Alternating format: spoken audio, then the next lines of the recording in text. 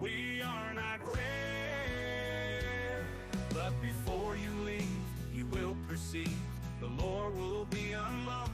You might be stalked by a Sasquatch or a ghost witch, possibly even a ghost that will boast about knowing the Ohio grassman or even the Michigan dogman. Werewolves hunt, poltergeists are up front, but in these backwoods folklore is unlocked. Welcome to Folklore Unlocked. I'm Austin, and like always, I'm joined by Ethan. Yep, hello again, everyone. And this week, we are diving back into Greek mythology with the Griffin. And like I said, the origins of the Griffin comes from Greek mythology, and it's supposedly found in the Hyperborean Mountains or the Riphean Mountains. And the the supposed mountain range is located in the far north of Eurasia, so right where Europe and Asia meet. Yeah, and the description of the griffin, as you can see in this picture here, is it has the body, tail, and back legs of a lion, so it's mostly lion, but with a head and the wings of an eagle, and like you can see in the picture there. And the front talons of a eagle. Yeah, yeah. And it looks very menacing, I have to say, because like the bird head itself, and then also having like the rest of the body of a lion, pretty menacing. As an American, the bald eagle is just amazing. Yeah. Freedom bird. mm, And there is a reason that the griffin is a mix between a lion and an eagle. The lion represents the king of the land animals, and the eagle represents the king of the birds. So the eagle is the quote unquote king of the skies. And the combination of both makes the griffin in mythos a very powerful creature, as you can tell from the lion and eagle being called the kings of their respective domains, so to speak. I think the only way they could have made this even more powerful is they somehow added something with a dragon in it. Like it breathes Exact, fire or something. exactly. The associations of the griffin, it's known for guarding treasure and other valuables, kind of like gold deposits and stuff like that. And it has been associated with various deities such as Apollo, Dionysus, and Nemesis. And it is a fierce enemy of horses. And you might think, why is it why does it hate horses so much? Well, there's lore that the Griffins had their gold stolen by people on horseback. So when they see horses, they think, oh, they're going to steal our gold, so they just kill the horses. And you've got guy associated with Apollo, the Greek god of the sun, among other things. Dionysus, the Greek god of wine and parties, among other things. And Nemesis, basically the revenge goddess in Greek mythology. And a lot of the stories I heard are that griffins were used for chariots of the gods and stuff like that. Because I have a picture here of like a chariot being pulled by griffins, and heard like the stories of like Apollo's chariot being pulled by griffins. I also heard that they were talking about like in Dante's Inferno or Purgatorio or whatever that Jesus's chariot was pulled by griffins also, which I didn't remember that. And griffins are shown in many royal avenues such as Royal Coat of Arms, as you can see by the picture here.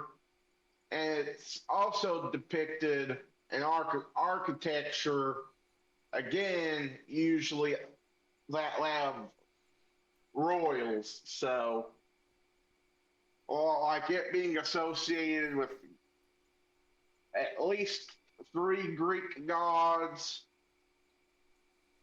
apparently with Jesus's chariot, and now, you know, human royalty. It's the Griffin is very much so seen as a strong and royal and holy creature.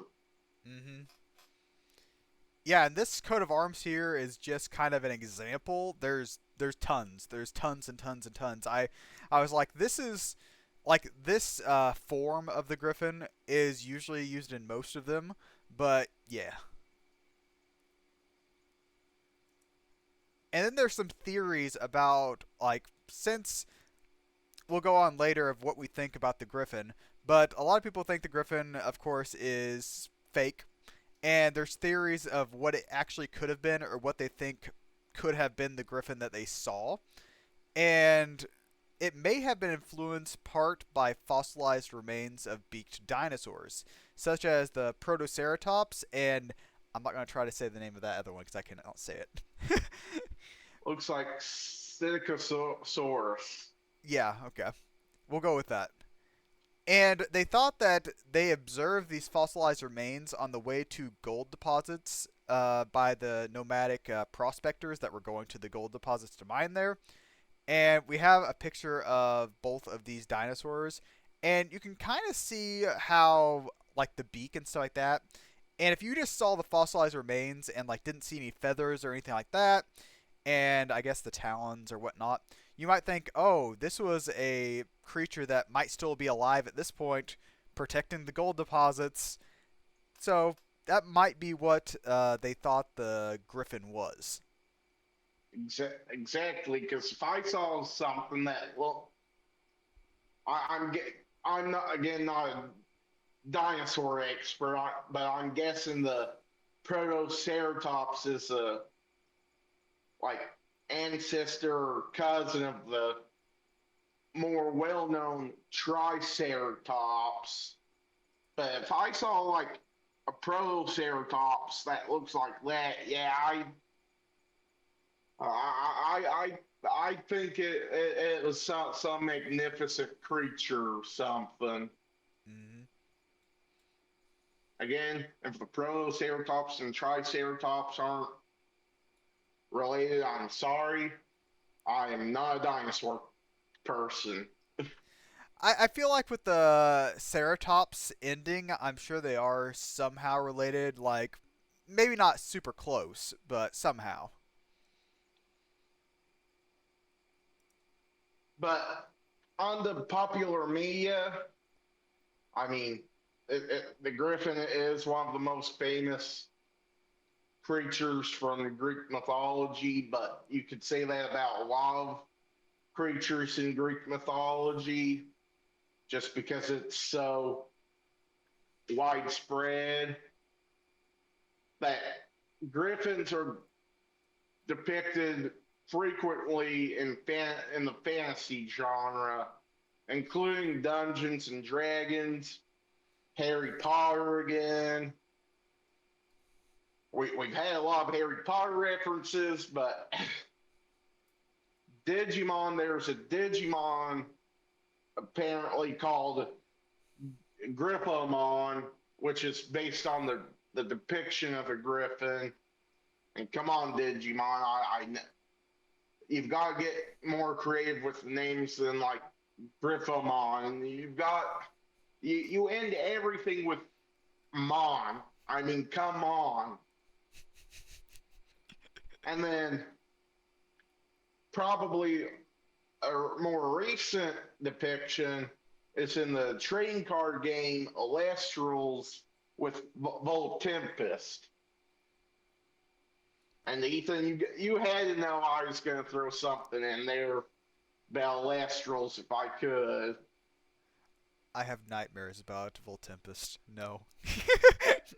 As one should.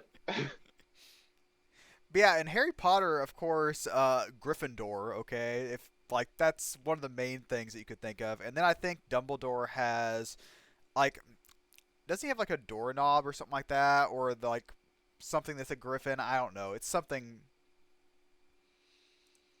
I know Hagrid has a hippogriff, which we're gonna talk about next week, but hippogriffs are technically part Griffin, so Yeah, I was gonna add a picture from a Griffin from Harry Potter, but the only one I could find was a hippogriff, and since I knew we were gonna be doing that later, I'm like, I'll save that picture for when we do the hippogriff. but on to our thoughts. I think, like most creatures from the ancient Greek myths, the Griffin is nothing but an awesome story, but nothing more than that. Probably, like Ethan said earlier, it's probably like a misidentified dinosaur or something along those lines that the ancient Greeks decide was like, well, we don't know exactly what this is. Here's a story. They were great with stories, I have to say, because even like I think there were some either dinosaur bones or elephant bones that are the thought to be like giants or cyclops bones or whatnot. Which we do have an episode so about the giants, Hmm. So which them, does include Cyclops, and if you remember the Bayside Mall incident. and then of course, like them finding dinosaur bones and thinking it's some other animal or some fantastic creature. Since they have done that with a lot of different things, it's not hard to imagine that it could be the dinosaurs. So, When in doubt, blame the dinosaur bones. hmm. Oh, kind of like the Thunderbird or something like that being a The pterodactyl. pterodactyl. Yeah, yeah. Which that's not really Greek, but still.